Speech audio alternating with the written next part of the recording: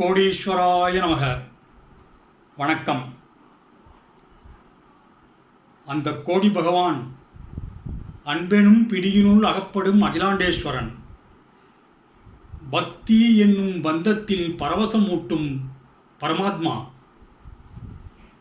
அந்த பரமாத்மாவை ஆராய்ச்சி என்ற ஒன்றின் மூலமாக அறிவது அரிது, அன்பினால் அடைவது எளிது. அந்த கோடி பகவான் அவர்கள் எனக்கு செய்த அதிசயங்களும் திருவிளையாடல்களும் நினைக்க நினைக்க இன்பத்தேனாக எனது உடலிலும் ஆன்மாவிலும் நினைவலைகளாக சுகமான அலைகளாக மோதுகின்றன. அந்த சுகமான மோதலிலே ஏற்படுகின்ற அலைகளின் சில நினைவலைகளை உங்களுடன் பகிர்ந்து கொள்ள மிகவும் ஆவலாக இருக்கின்றேன். அதாவது நம்ம கோடி தாத்தா ஒரு சின்ன விஷயத்துக்கு கூட பாராட்டுவாங்க. அதே மாதிரி மைனூட்டான விஷயங்களையும் கூட அவங்க அண்டர்ஸ்டாண்ட் பண்ணிக்குவாங்கிறப்ப நமக்கு அது ஒரு திகைப்பாக இருக்கும். அதாவது எப்படின்னு கேட்டிங்கன்னா, ஒரு ட்ரிப்பு நான் தாத்தாவுக்கு அவங்களுக்கு உணவு ஊட்டுறதுக்காக நான் என்ன பண்ணேன்னா, தேன் வாங்கிட்டு போனேன். அதாவது இந்த காதியில் ஓரளவு சுத்தமான தேன் கிடைக்கும். காதியில் நான் ஒரு பாட்டிலில் தேன் வாங்கிட்டு போனேன். தேன் வாங்கிட்டு நான் போன உடனே அதை நான் அந்த பிரித்து அந்த ஸ்பூனில் ஊற்றுறதுக்காக நான் ட்ரை பண்ணேன். உடனே தாத்தா அந்த மற்றவங்கள்ட்ட பக்கத்தில் எல்லாரும் இருந்தாங்க, அவங்கள்ட்ட அந்த தேன் பாட்டிலை காமிச்சு இன்னமும் ஒரு பாராட்டுற மாதிரி சொன்னாங்க. அதாவது நான் தேன் பாட்டிலை இப்படி காமிச்சு அப்படின்னாங்க. அதாவது அதை அப்ரிஷியேட் பண்ணுற மாதிரி. அதாவது ஒரு சித்த பெருமானுக்கு எப்படி உணவு முறை கொடுக்க வேண்டும், அதாவது தேன் அந்த மாதிரி ஒரு ஈஸி டைஜஷன், அந்த மாதிரி அவங்களுக்கு ஒரு ஈஸியாக இருக்க மாதிரி உணவு கொடுக்கணுங்கிற முறையில் அவங்க என்னை பாராட்டுறதுக்காக அந்த மாதிரி அப்படின்னு ஒரு மகிழ்ச்சியாக சொல்கிற மாதிரி சொன்னாங்க. அதோட அர்த்தம் இந்த மாதிரி தான் இருக்குன்னு நான் நினைக்கிறேன். அப்புறம் நான் தேன் எடுத்து நான் ஒரு ஸ்பூன் கொண்டு போனேன். அந்த ஸ்பூனில் முதல்ல ஒரு ஸ்பூன் கொடுத்தேன். அதாவது கீழேருந்து அப்படியே ஷேக் ஆகாமல் எடுத்துகிட்டு போகணும், எனக்கு கொட்டிடுமோன்னு எனக்கு ஒரு பயம். அவன் தேனை ஸ்பூனில் ஊற்றி அப்படியே தாத்தா வாயில் ஊட்டினேன். தாத்தா சாப்பிட்டாங்க. அப்புறம் ரெண்டாவது முறையும் அந்த ஸ்பூனில், அது ஒரு மீடியமான ஸ்பூன், அதாவது டீஸ்பூன் சொல்லுவாங்களே அந்த அளவுக்கு, ரெண்டாவது முறையும் அதே ஸ்பூனில் தேன் ஃபுல்லாக ஊற்றி அதாவது கொஞ்சம் பயந்த மாதிரி. ஏன்னு கேட்டிங்கன்னா, தேன் கீழே சிந்தி அவங்க ட்ரெஸ்ஸில் பற்றக்கூடாதுல்ல, அதுக்காக அப்படியே கொஞ்சம் ஃபீல் பண்ணி அப்படியே கொண்டு போய் அப்படியே வாயில் ஊட்டினேன். ஊட்டுறப்ப நினச்சேன், தாத்தா போதும்னா நல்லாயிருக்கும் அப்படின்னு நினச்சேன். அது எதுக்காகனா, நான் நினச்சிருப்பேன் அதை கொண்டு போகிறப்ப ஊற்றிடுமோன்ட்டு எனக்கு ஒரு பயம். அப்போ அதுக்காக நினச்சிருப்பேன். அப்படி ரெண்டாவது ஸ்பூன் தாத்தா வாயில் ஊட்டுறப்ப தாத்தா போதுன்னா நல்லாயிருக்கும் அப்படிங்கிற மாதிரி நினச்சேன். அது சாதாரணமாக தான் நினச்சேன். உடனே அதை குடிச்சிட்டு தாத்தா போதும் அப்படின்னாங்க. அந்த மாதிரி நம்மளோட அந்த மைண்டில் நினைக்கிறத அப்படியே இது பண்ணிப்பாங்க. இதெல்லாம் சாதாரண விஷயம் தான் அவங்கள பொறுத்தவரையிலையும். அப்புறம் ஒரு ட்ரிப் என்னன்னு கேட்டிங்கன்னா, நான் தாத்தாவை சந்தித்த தரிசனம் பண்ண ஆரம்ப நாட்களில் ஒரு நாள் தாத்தா பக்கத்தில் உட்காந்துருக்கப்ப தாத்தா என்னை பார்த்தாரு. தாத்தா என்னை பார்த்தப்ப நான் வேணும்னே இல்லை, ஆனால் ஒரு கெட்ட வார்த்தைனா நீங்கள் நினைக்கிற மாதிரி மோசமான கெட்ட வார்த்தை இல்லை, ஒரு கெட்ட வார்த்தையை நினச்சேன். நினச்ச உடனே தாத்தாவோட ரியாக்ஷன் பாருங்கள், நெகட்டிவ் ரியாக்ஷன். இப்படி மூஞ்சிய அவரோட தாத்தாவோட ஃபேஸை அப்படின்னு வச்சு நெகட்டிவ் ரியாக்ஷன் காமிச்சார். எனக்கு ஒரு மாதிரியாக இருந்தது. உடனே டக்குன்னு நான் மனசுக்குள்ளே நினச்சேன், தாத்தா நான் அன்புனால தான் அப்படி சொன்னேன் அப்படின்னு நினச்சேன், உங்கள் மேலே உள்ள அன்புனால தான் நான் அப்படி நினச்சேன் அப்படின்னு நான் மனசுக்குள்ளே நினச்சிக்கிட்டேன். உடனே தாத்தா என்னை பார்த்து அப்படி ஸ்மைல் பண்ணி அப்படி ஆசீர்வாதம் பண்ணாங்க. அப்படி நடந்தது இது. அதாவது நம்ம மைனூட்டாக நினைக்கிறது அப்படியே அவங்களுக்கு தெரியுது. அதாவது முதல்ல கெட்ட வார்த்தை அப்படி நினச்சப்ப அப்படியே நெகட்டிவ் ரியாக்ஷன் அப்படின்னு பண்ணாங்க. அப்புறம் அடுத்த வினாடி நான் நினச்சேன், தாத்தா உங்கள் மேலே உள்ள அன்புனால தான் அப்படி நினச்சேன் அப்படின்னோடனே அப்படி நான் பக்கத்தில் உட்காந்துருக்கேன், இடதுபுறத்தில் உட்காந்துருக்கேன். நான் நினைக்கிறேன், தாத்தா உங்கள் மேலே உள்ள அன்புனால தான் அந்த வார்த்தையை நினச்சேன் அப்படின்னு நினச்ச உடனே என் பக்கம் பார்த்து அப்படி இப்படி ஒரு அதாவது ஒரு சிரிப்பும் சிரிக்காத மாதிரி ஒரு ஸ்மைல். அப்படி இது பண்ணி கையை வேற உயர்த்தி இப்படி ஆசீர்வாதம் பண்ணாங்க. நம்ம நினைக்கிறது அப்படி மைனூட்டாக தெரியுது. அது ஒன்று. அப்புறம் வந்து அதுக்கு சில நாள் கழிச்சு போகிறப்ப, ஒரு 2 நாள் கழிச்சு போகிறப்ப, தாத்தாவோட சட்டையில் வந்து ஏதோ 2, 3 எறும்பு இருந்தது மாதிரி தோணுது எனக்கு. நான் தாத்தா பக்கத்தில் போய் ஒரு 2 எறும்போ 3 எறும்போ ஒரு மாதிரி இருந்தது. நான் அப்படியே ஒவ்வொரு எறும்பாக எடுத்து அப்படி சம்திங் அது கீழே போட்டேன். போட்டோடனே நான் சரி தாத்தா சட்டையில் வந்து தூசியாக இருக்கும் போல இருக்குது அப்படின்னு நினச்சிட்டு முதல்ல கையால் தட்டினேன். கையால் தட்டிட்டு அப்புறம் தாத்தா துண்டு போட்டிருந்தாரு. அந்த ஒரு துண்டு மாதிரி ஒரு பொன்னாடை மாதிரி ஒன்று போட்டிருந்தாங்க யாரோ. அதை நானே அந்த தாத்தா கழுத்துலேருந்து எடுத்து தாத்தா சட்டையில் இப்படி தட்டி விட்டேன் அந்த தூசி போகிறதுக்காக. தட்டி விட்டு அப்புறம் நான் மைனூட்டாக நினச்சேன். நான் மனசுக்குள்ள என்ன நினச்சேன்னா, தாத்தா வந்து நம்ம தூசி தட்டுறதுக்கு வாக இருக்க மாதிரி கையை இப்படி தூக்குனா நல்லாயிருக்கும் அப்படின்னு நினச்சேன். அடுத்த ஃப்ராக்ஷன் ஆஃப் செகண்டு கையை இப்படி தூக்குறாங்க. இதெல்லாம் வந்து மைனூட்டான விஷயம். அதை கூட அவங்க அண்டர்ஸ்டாண்ட் பண்ணிக்கிறாங்க. அதாவது அவங்க வந்து இது வந்து அவங்களுக்கு ஒரு அதிசயம் இல்லை, நம்ம நேயர்களுக்கு தெரியணுங்கிறதுக்காக நான் சொல்கிறேன். ஓகே, இப்போ நான் ஒரு தாத்தா செய்த ஒரு திருவிழாவில் சொல்கிறேன். இந்த நிகழ்ச்சிகள்லாம் எப்போ நடந்ததுன்னு கேட்டிங்கன்னா 1991ஆம் வருடம் இன்பிட்வீன் பிப்ரவரி அண்ட் மே, இந்த இடைப்பட்ட நாட்களில் நடந்தது. இந்த இடைப்பட்ட நாட்களில் ஒரு நாள் நான் தாத்தாட்ட போய் ஒரு விஷயத்துக்காக போனேன். என்னென்னு கேட்டிங்கன்னா, எனக்கு வந்து மதுரை பக்கத்தில் தேனியில் ஒரு பார்ட்டி வந்து ரொம்ப நாளாக எனக்கு பாக்கி நிறையா தர வேண்டியிருந்தது. அதாவது நான் வந்து சில மெட்டீரியல் சப்ளை பண்ணேன் அவனுக்கு. அதுக்கு பணம் தராமல் அவன் வந்து கிட்டத்தட்ட ஏமாத்துற மாதிரி பண்ணிகிட்டு இருந்தான். நான் வந்து எப்படியா அந்த பணத்தை வசூல் பண்ணிடணும் அப்படின்னு நினச்சிட்டு நான் ட்ரை பண்ணேன். ஆனால் அவன் வந்து பல முறை அவன் வந்து அதுக்கு ரெஸ்பான்ஸே பண்ணலை. ரெண்டாவது அவன் கடையை வேறு க்ளோஸ் பண்ணிடுவான் அப்படிங்கிற மாதிரி நான் கேள்விப்பட்டேன். அதனால் நான் என்ன பண்ணேன்னா, தாத்தாட்ட போய் இது மாதிரி தாத்தா ஒரு நாள் மார்னிங் ஒரு 11:30 மணி இருக்கும், 11:30 மணி இருக்கும். தாத்தாட்ட போய் இது மாதிரி தாத்தா எனக்கு வந்து மதுரை பக்கத்தில் ஊரை சொல்லலை, எந்த ஊருன்னு சொல்லலை. இந்த மாதிரி தாத்தா எனக்கு ஒரு பார்ட்டி வந்து எனக்கு பணம் நிறையா தர வேண்டியிருக்கு. நான் அந்த பார்ட்டியோட கடமை சொல்லியிருக்கா போகிறேன். நாளைக்கு நான் போகிறப்ப உங்கள்கிட்ட சொல்லிட்டு போகிறேன் அப்படின்னு. நாளைக்குன்னு கூட சொல்லலை, நான் போகிறப்ப உங்கள்கிட்ட சொல்லிட்டு போகிறேன் அப்படின்னு சொன்னேன். அதுக்கு தாத்தா ஒன்றும் சொல்லலை. சில ட்ரிப்பு தாத்தா அது மாதிரி ஒன்றும் பயிர் சொல்ல மாட்டாங்க. இருந்தாலும் எனக்கு ஒன்றும் அது ஒரு பெரிய பிரச்சனை இல்லை. ஏன்னா தாத்தா பற்றி எனக்கு தெரியும். தாத்தா என்ன சொன்னதை காதில் வாங்கிட்டாரு, எனக்கு தெரியும். தாத்தாவோட அருள் எனக்கு என்றைக்குமே இருக்குங்க அப்படிங்கிறது தெரியும்.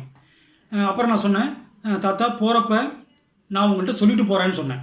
அதாவது நான் வந்து நாள் தாத்தாட்ட இந்த விஷயத்தை சொன்னாலேயும் கூட நான் ஒரு வார்த்தை சொன்னேன். என்னென்னு கேட்டிங்கன்னா, தாத்தா நான் போகிறப்போ உங்கள்கிட்ட சொல்லிட்டு போகிறேன் அப்படின்னு சொல்லிவிட்டு நான் வந்துட்டு அன்றைக்கி உடனடியாக நான் மதுரை கிளம்பி போனேன். மதுரை கிளம்பி திருநகரில் வந்து என்னோடய பிரதரின்லா இருந்தார்.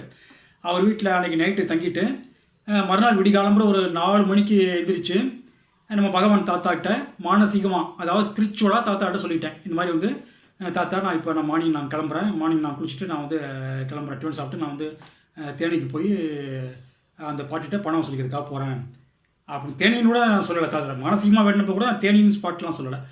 மானசீகமாக தாத்தாட்ட என்ன பண்ணிட்டேன்னா, தாத்தா அதாவது விடி கிளம்புற 4 மணிக்கு, தாத்தா நான் இப்போ கிளம்புறேன், நான் போகிறேன், போய் அந்த பாட்டிகிட்ட பணம் வசூலிக்கிறதுக்காக போகிறேன், நீங்களும் வரணும் அப்படின்னு நினச்சேன். அப்புறம் நான் கொஞ்ச நேரம் தூங்கிட்டு அப்புறம் கொஞ்ச நேரம் கழிச்சு எழுந்திரிச்சு குளிச்சுட்டு எல்லாம் முடிச்சுட்டு டிஃபன் சாப்பிட்டு நான் தேனிக்கு போனேன். தேனிக்கு போனோன்னா அங்கே என்னென்னு கேட்டிங்கன்னா, அந்த கடையில், அந்த பார்ட்டி கடையில் யாருமே இல்லை. அவரோட பையன் ஒரு பையன் மட்டும் உட்காந்துருந்தான். அவரோட சன். ஏன்னா அந்த பையனுக்கு வந்து ஒரு 22 வயசு இருக்கும். அவன் உட்காந்துருந்தான். இந்த மாதிரி நான் சொன்னேன், இந்த மாதிரிப்பா எனக்கு பணம் தர இருக்குன்னா, எங்கள் அப்பா இல்லை அப்படி இப்படின்னு சொல்லிட்டு இருந்தான். எங்கள் அப்பா இல்லை, அவரை ஊருக்கு போய்க்கார் அப்படின்னு சொல்லிட்டு இருந்தான். அப்புறம் நான் பார்த்தேன் என்னடா அப்படின்ட்டு. அப்புறம் அந்த பார்ட்டியோட அட்ரஸை விசாரிச்சு அப்புறம் ரொம்ப நேரம் வெயிட் பண்ணேன். நைட்டு சுமார் 8 மணி வரையிலையும் வெயிட் பண்ணேன். அவர் வர மாதிரி தெரியல, கடை ஓனர் வர மாதிரி தெரியல. அப்புறம் அட்ரஸ் விசாரிச்சுட்டு அந்த கடை ஓனர் வீட்டுக்கே போயிட்டேன். அதுக்குள்ளே அந்த பையனும் இங்கே வந்துட்டான். அவரோட சன் உட்காந்துருந்தா அப்படின்னு சொன்னால 22 வயசு அந்த பையனும் அங்கே வீட்டுக்கு வந்துட்டான். அப்புறம் அவங்க மிஸ்ஸஸ் இருந்தாங்க, அந்த கடை ஓனரோட ஒய்ஃப் இருந்தாங்க. அவங்கள்ட்ட இந்த மாதிரி சொன்னேன், இந்த மாதிரிம்மா எனக்கு வந்து ரொம்ப நாளாக பல மாதங்களாக எனக்கு வந்து இவ்வளோ வர வேண்டியிருக்கு. அவர் கொஞ்சம் கூட ரெஸ்பான்ஸ் பண்ணவே மாட்டேங்கிறாரு. எனக்கு எப்படியாவது அது எனக்கு நீங்களாக கொஞ்சம் சொல்லிக்கலையே, எனக்கு வந்து அதுக்கு ஒரு வழி பண்ணி கொடுத்துருங்க அப்படிங்கிற மாதிரி நான் சொன்னேன். அதுக்கு அந்த அம்மா சொன்னாங்க, சார் அவர் இல்லை சார், நைட்டு எப்போ வருவாருன்னு தெரியல. ஒரு வேளை நைட்டு டயத்தில் வரலாம், இல்லைன்னா விடிகாலம்புற வரலாம் சார். எப்போ வருவாருன்னு தெரியல அப்படிங்கிற மாதிரி சொன்னாங்க. நான் சொன்னேன், நான் வந்து இவ்வளோ தூரம் செலவு பண்ணிட்டு வந்திருக்கேம்மா, என்னால் திருப்பிலாம் வர முடியாது. இவ்வளோ செலவு பண்ணிட்டு திருப்பி வர முடியாது. ரெண்டாவது, அவர் எப்போ வர்றாரு எப்போ போகிறாருங்கிறதும் தெரியல. கரெக்டாக ரெஸ்பான்ஸ் பண்ண மாட்டேங்கிறாரு. நான் வேணால் வந்து நான் அப்படி வெளியே உட்காந்துருக்கேம்மா, நைட்டு வேணால் நான் அப்படி வெளியே உட்காந்துக்கிறேன். அதாவது அவங்களாம் உள்ளே இருந்தாங்க. அந்த அந்த பையனும் அவரோட ஒய்ஃபு, அதாவது இந்த பையனோட அம்மா, கடை ஓனரோட ஒய்ஃபு, அவங்க உள்ளே இருந்தாங்க. நான் சொன்னேன், அம்மா, நான் சாதாரணமாக சொன்னேன், உனக்கு எந்த மனசில் எந்த விதமான ஒரு நெகட்டிவ் ஒப்பீனியன் கிடையாது. நான் சொன்னேன், நான் வந்து இப்படி வெளியே அப்படி உட்காந்துக்கிறேம்மா, அவர் வரட்டும் அப்படின்ட்டு நான் வெளியே உட்காந்துட்டேன். அவங்க அப்புறம் கதவை லாக் பண்ணிட்டு அப்புறம் அவங்க உள்ளே இருந்தாங்க. அப்புறம் நான் கொஞ்ச நேரம் இருந்தேன். அப்புறம் பார்த்தேன், சரி என்னடா அது, சரி இது ஒன்றும் உத்தர மாதிரி தெரியல. சரி நைட்டு நம்ம அங்கே தங்கிட்டு ஏதாவது ஒரு லாட்ஜில் தங்கிட்டு மார்னிங் கடைக்கு வரலாம் அப்படின்ட்டு நைட்டு தேனியிலேயே ஒரு லாட்ஜில் தங்கிட்டு மறுநாள் காலம்புற ஒரு 10:30 மணியை போல் அவன் கடைக்கு போனேன். 10:30 மணிக்கு போகிறப்பையும் வந்து அவர் இல்லை, அந்த பையன்தான் இருந்தான். அந்த பையன் இருந்துட்டு அவன் பாட்டுக்கு போயிட்டான். அவன் அந்த பையன் என்ன பண்ணான், அந்த பையன் என்னை உட்கார சொல்லிவிட்டு அவன் பாட்டுக்கு போயிட்டான். நான் என்னடா அது, கடையில் ஒன்றும் சரக்கு ஒன்றும் பெருசாக ஒன்றும் இல்லை, ஜாமான்கள் ஒன்றும் கிடையாது, என்னடா நம்மளை உட்கார சொல்லிட்டு பாட்டுக்கு போயிட்டானே அப்படின்ட்டுங்கிறப்ப என்னாச்சுன்னு கேட்டிங்கன்னா, அந்த கடை ஓனர் விடிகாலம்புற வந்திருக்காரு. வர்றப்போ வந்து அவங்க வீட்டிலலாம் சொல்லியிருக்காங்க, இது மாதிரி வந்து கோயம்புத்தூர்லேருந்து ஒருத்தர் வந்தார், இது மாதிரி உங்களுக்கு இவ்வளோ அந்த பணம் தர வேண்டி இருக்குது அப்படின்னு சொன்னார். அப்புறம் நீங்கள் விளையாடணும்னா அப்புறம் அவர் இங்கேயே உட்காந்து சொன்னால் அப்புறம் போயிட்டாரு அப்படின்னு சொன்னால் அவன் கடுப்பாக இருந்தான். என்னடா அது, ஒரு பாட்டுக்கு நம்ம வீட்டில் பின்னால் அப்படி உட்காந்துருந்துருக்காரு அப்படிங்கிற மாதிரி கொஞ்சம் நெகட்டிவ் ஒப்பீனியனில் இருந்திருக்கான். அப்புறம் நான் கடையில் வெயிட் பண்ணோன்னா கொஞ்ச நேரத்தில் வந்துட்டான். அவன் பையனும் அவனும் சேர்ந்து வந்தாங்க. வந்து எங்கள் 2 பேருக்குள்ள வாக்குவாதம் ஆயிடுச்சு. என்ன நீங்கள் இந்த மாதிரி பண்ணுறீங்க அப்படி இப்படின்ட்டு, ரொம்ப நீங்கள் இந்த மாதிரிலாம் பண்ணக்கூடாது அப்படின்னு. நான் என் பணத்தை கேட்கறதுக்காக போனால் அவன் பண்ணது தப்பு, நீங்கள் இந்த மாதிரிலாம் பண்ணக்கூடாது, நைட்டு வீட்டுக்கு வந்து தரார் பண்ணிருக்கீங்க அப்படி இப்படிங்கலாம் சொன்னான். நான் சொன்னேன், வீட்டுக்கெலாம் வந்து தராரெலாம் பண்ணலை, நான் வந்து இப்போ ரொம்ப பொலைட்டாக தான், ரொம்ப டீசெண்டாக தான் நான் கேட்டேன், ஒன்றும் தகராறுலாம் பண்ணலை அப்படின்னு சொன்னேன். அப்புறம் பேச்சுவாக்கில் அவன் சட்டையை பிடிச்சி இப்படி தள்ளிட்டான், என் சட்டையை பிடிச்சி இப்படி தள்ளினான். நானும் அவன் சட்டையை பிடிச்சி தள்ளினேன். தள்ளினோடனே அவன் வந்து என்ன பண்ணான், திருப்பி மறுபடியும் என் சட்டையை பிடிச்சி உள்ளே ஒரு ரூம் இருந்தது, அந்த ரூமுக்குள்ளே தள்ளி அவன் பையன்ட்ட சொன்னான், தள்ளிடா அந்த ரூமுக்குள்ளே அப்படிங்கிற மாதிரி சொன்னான். அவனும் தள்ளினான். 2 பேரும் சேர்ந்து, இவன் ஒருத்தன் தள்ளினான், பையன்ட்ட சொன்னான், தள்ளிடா உள்ள ரூமுக்குள்ளே தள்ளிடா அப்படிங்கிற மாதிரி சொன்னான். உடனே திடீர்னு என்னாச்சுன்னு கேட்டிங்கன்னா, லெஃப்ட் சைடு ஒரு குரல், இந்த பாருங்கள் இங்கே இந்த மாதிரி பண்ணுறது சரியில்லை அப்படின்னு ஒரு குரல் கேட்குது. நான் திரும்பி பார்க்குறேன், அங்கே ஒரு சாமியார் இருக்கார். அதாவது அந்த கடை வந்து ஒரு அதாவது ஒரு பெரிய கடைன்னு சொல்ல முடியாது, ஓரளவு மீடியமான ஸ்கொயர் ஃபீட் உள்ள விஸ்தீர்ணம் உள்ள கடை தான். மெயின் ரோடு வந்து கடைக்கு பக்கத்துலேயே இருக்குது. அவன் இந்த மாதிரி கடைக்கு இந்த மாதிரி கடைக்குள்ள சட்டையை பிடிச்சி தள்ளி, நானும் சட்டையை பிடிச்சேன். எங்கள் 2 பேருக்கும் ஒரு இது மாதிரி வந்தது, ஒரு அடிதடி மாதிரி, அதாவது சின்ன அடிதடி மாதிரி வந்தது. அவனும் சட்டையை பிடிச்சி இந்த ரூமுக்குள்ளே தள்ளி பையன்ட்ட உள்ளே தள்ளிடா அவரை அப்படிங்கிற மாதிரி சொன்னான். சொல்கிற பாருங்க, இந்த மெயின் ரோட்லேருந்து ஒரு குரல் கேட்குது, இந்த பாருங்க நீங்கள் பண்ணுறது சரியில்லை அப்படிங்கிற ஒரு குரல் கேட்குது. 2 பேரும் திரும்பி பார்த்தா அங்கே ஒரு சாமியார் இருக்கார். உடனே அவன் சாமியார்கிட்ட வந்தான். அந்த சாமியாருக்கு வந்து என்ன கேட்டிங்கன்னா ஒரு 50 வயசு இருக்கலாம்னு நினைக்கிறேன். 50 வயசு இருக்காது, ஒரு 45 வயது இருக்கும். அதாவது இடுப்புக்கு கீழே வந்து காவி வேஷ்டி, நல்லா எனக்கு ஞாபகம் இருக்குது, காவி வேஷ்டி கட்டியிருந்தார். தோலில் உடம்புல வந்து ட்ரெஸ்ஸுன்னு எதுவும் இருக்க மாதிரி தெரியல, ஆனால் ஒரு காவி துணி போத்திருந்த மாதிரி ஞாபகம். தலையில் வந்து காவி கலரில் முண்டாசு கட்டியிருந்தார். ஒரு 45 வயசு இருக்கும். சாமியார்கிட்ட அவன் போனான், நானும் சாமியார்கிட்ட போனேன். அந்த சாமியார் அவனை பார்த்து மறுபடியும் சொன்னார், இந்த பாருங்கள் நான் அப்பையிலேருந்து பார்த்துக்கிட்டு தான் இருக்கேன், நீங்கள் பண்ணுறது சரியில்லை, இந்த மாதிரிலாம் பண்ணக்கூடாது, இதெல்லாம் ரொம்ப தப்பு அப்படி இப்படின்னாரு. அப்போ கடைக்காரன் சொன்னான், நான் சட்டையை பிடிச்சா அவரும் சட்டையை பிடிச்சார்லையா, அப்புறம் என்ன அப்படிங்கிற மாதிரி சொன்னான். அப்புறம் அந்த சாமியார் கொஞ்சம் பஞ்சாயத்து பண்ணிகிட்டு இருந்தார். அதான் பஞ்சாயத்து பண்ணுற மாதிரி பேசினார். பேசுகிறப்ப வந்து பக்கத்தில் வந்து ஒருத்தர் நின்றுட்டு இருந்தார். பின்னால் தான் எனக்கு தெரிஞ்சது அவர் வந்து ஜனதா கட்சிக்காரர் அப்படின்ட்டு. அப்போ வந்து ஜனதா கட்சி கொஞ்சம் இருந்தது. அப்புறம் தான் எனக்கு தெரிஞ்சது அவர் ஜனதா கட்சிக்காரர் அப்படின்ட்டு.